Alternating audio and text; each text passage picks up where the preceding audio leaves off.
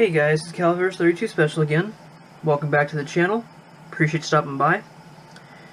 Not too long ago, I released my first video on a review of my Sharps. Lucky enough, over Memorial Day weekend, I had the opportunity to go out and sight in my Leopold scope and get an additional function test. I believe I said it in the first video. If not, I'll briefly mention it here. I had an issue on the first time out when I'd put a fresh magazine in, California compliant rifle, so that's where I have to break the action in order to do so, in order for the magazine release to work. So that means the bolt's forward. So I'd put the fresh mag in, pull the charging handle back, let it go, and it wouldn't go fully into battery. Talked to a local gun shop, and one of the possible problems that they told me was lubrication on the bolt. And that would be the kind of the easiest one to try as a solution. So that's what I decided to do. I've always used the hops oil on all my firearms. Never had any issues before now. But I decided on this one to give the Frog Lube CLP a try just to see if it would help. This time, over Memorial Day weekend 2018, I had no issues with the bolt not going into battery. I did have a couple times where you'd release the bolt, it wouldn't pick up a round out of the magazine. For whatever reason, I'm guessing because it was a magazine issue. At the time, the only magazines I have are the hex mags. They look like 30 rounders, but they had the block in them, so they're a California compliant 10. Now, I was in a rush getting stuff going that morning, and I forgot to grab one of my magazines. A buddy who I was out shooting with, because it's his family's land, they happened to have a old school Colt, a metal 10-round magazine. So that's what I ended up using that day. Probably going to need to get myself some metal mags as well, because they allow for a slightly longer overall length when I'm hand loading, which I will be doing for this rifle.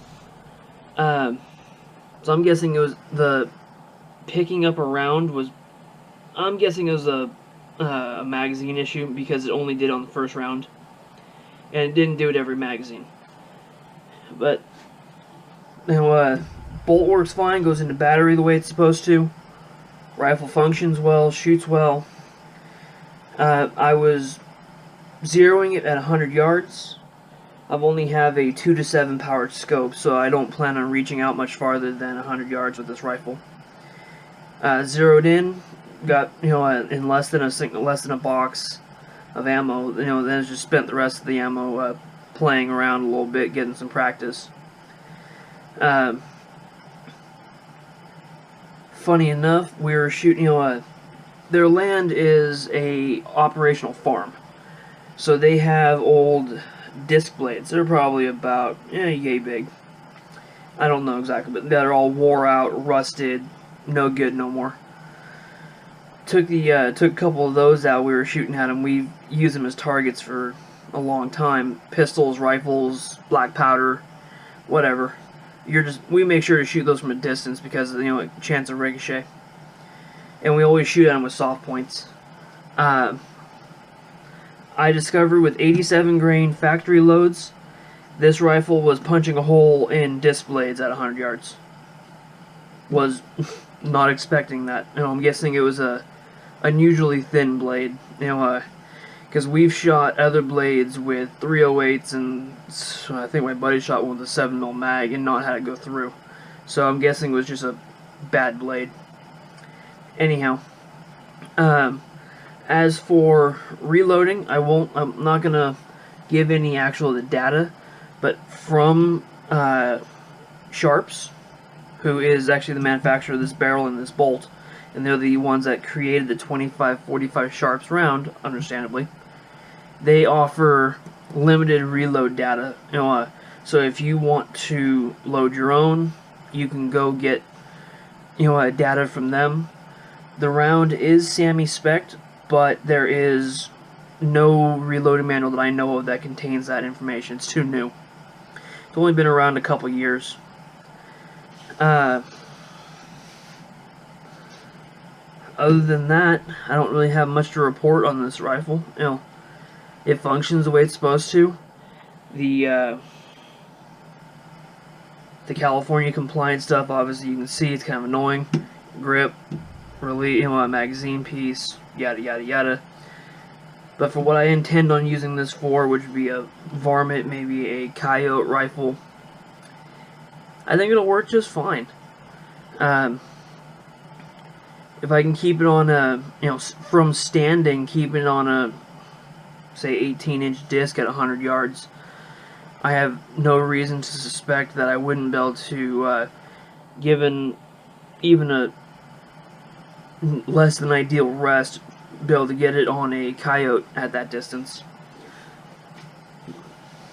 I have heard people using these as deer rifles. If you're going to be shooting under 100 yards, I'd say it's, you know, capable. If you're shooting beyond 100, I'd suggest going for something a little more oomph.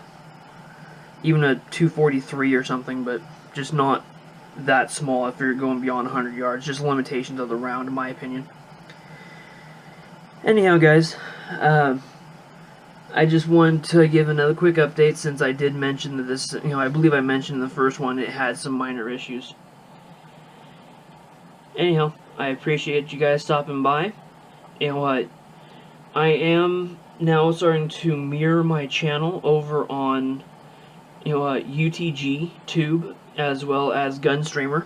You know, the gun videos I'm uploading here, I'm uploading over there as well. Some of the other randoms I'm not, but for the gun video specifically, I am.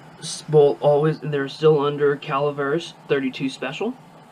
You can also find me on Twitter and Instagram, although I'm not the most active on those. And I encourage you guys, if you haven't already, you can check out, you know, gunchannels.com. You know, that's where you can find, you know, some of these other creators on there. Can't think of anything else to say for you guys, so I'll just say, have a wonderful night.